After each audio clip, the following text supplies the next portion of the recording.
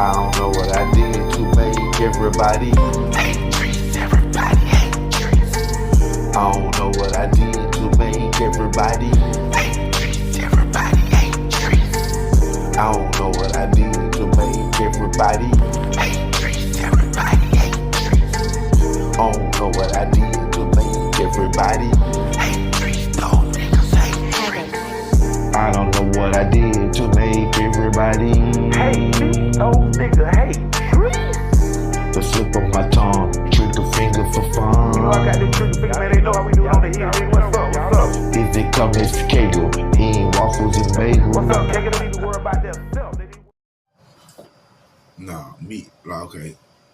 Well, I didn't know, me and Shawty Low didn't know each other at the time when, you know, I had robbed his cousin them, and they came back, you know, got me, put me in the trunk, beating all that. He didn't know me at the time. I knew him, you know, by Carlos, his real name, because he had came to the hilltop, you know what I'm saying, to my cousin's store at different occasions, or met some guys up there. He was dropping out stuff, you know what I'm saying? That's the Carlos that I know, the one that was from the streets of Bankhead, you know what I'm saying? That dealt with, you know, the keys of cocaine and whatnot. And, you know, like I say, I knew of his name and knew how he looked, and, you know, like that, from being on the block and him coming up there, stopping by, meeting people, you know, dropping off, delivering, stuff like that. But now he didn't know me at the time at all, you know what I'm saying? He didn't know me until, like, my name started getting out there as a robber, you know what I'm saying? And I know everybody know the whole story. I robbed his cousin them. A dude that I grew up with told him it was me. They came back, caught me outside my house, kidnapped me, put me in the trunk. That whole scenario, you know what I'm saying? But, like, as the years passed, after all that stuff had done settled out, and I was working on my first feature film, you know what I'm saying? Me and Video Wayne had done, you know, at this time, like, 6 documentaries, you know, New Orleans Road to American Kids, and UPT Records with Juvie them, you know, we had did several of them was already up on our belt.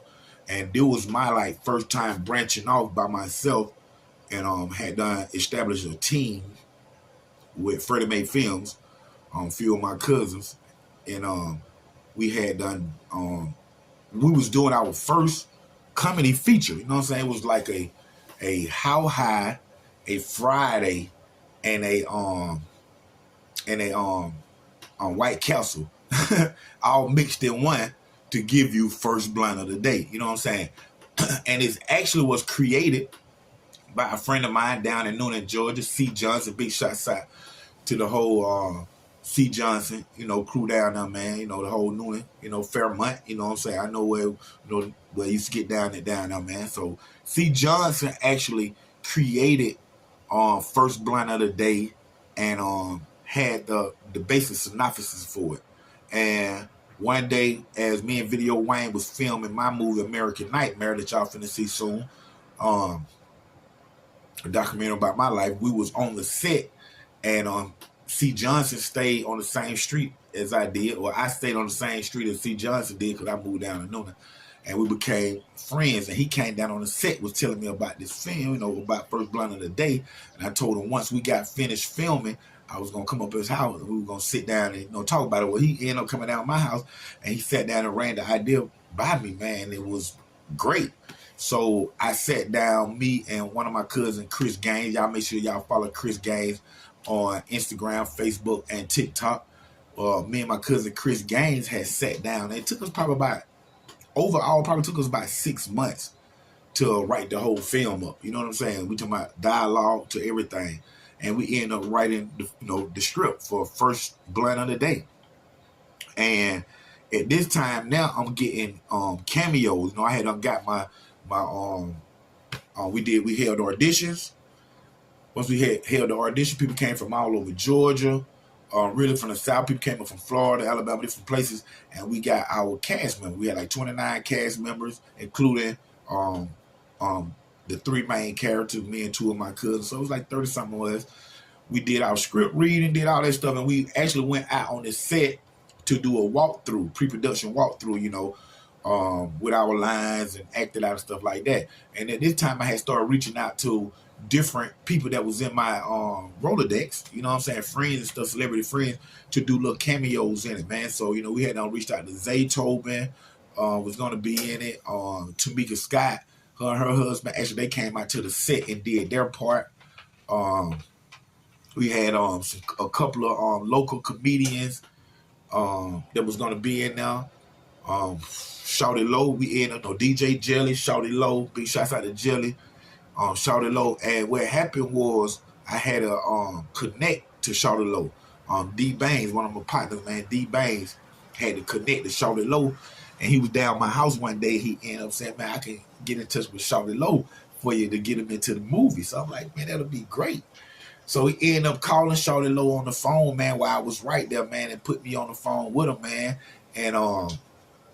And I told him what we was trying to do, and we just wanted like a little 30-second cameo and things of that nature, man. And once he said, yeah, that he would do it, no, of course I was honored.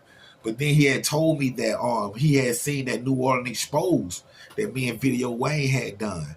And he wanted to do a Shawty Low documentary, Shawty Low, the Untold Bankhead Story. And that's what we was going to do. We was in the process of doing the Shawty Low Untold Bankhead Story, man.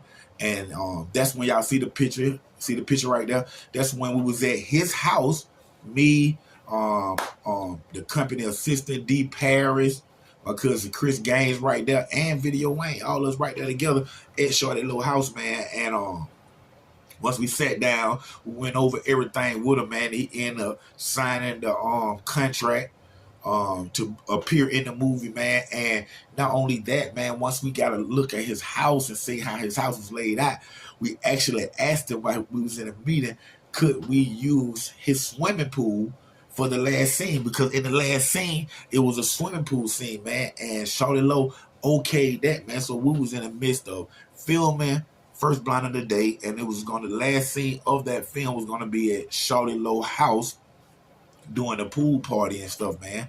And of course, unfortunately, the accident happened and Shawty Low passed away. And what's crazy is, man, my cousin Chris Gaines had told me probably 2 weeks before Shawty Low passed. He said, hey, man, we need to go ahead and get with Shawty Low and go ahead and start on the Bankhead Shawty Low Untold Story, man. And I was like, yeah, you right, man.